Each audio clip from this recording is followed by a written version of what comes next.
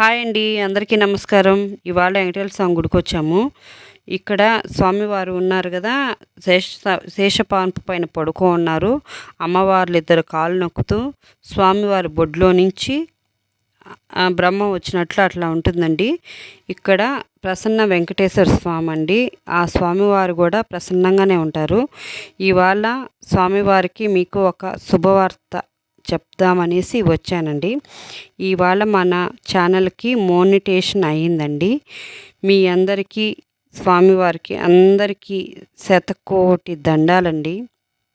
ఎందుకంటే ఎన్నో చేస్తే కానీ మోనిటేషన్ అనేది రాదు.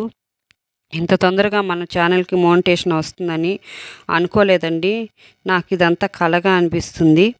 తొందరగా ఇట్లా వచ్చినందుకు మీ అందరికీ చాలా చాలా చాలా థ్యాంక్స్ అండి.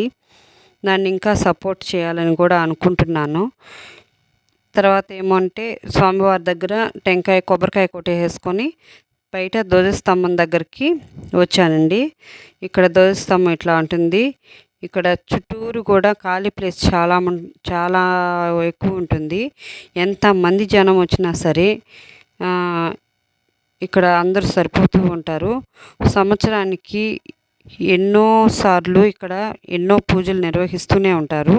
హోమాలేంటి, కళ్యాణం ఏంటి, ప్రతి శనివారం పల్లకి సేవ ఉంటుంది.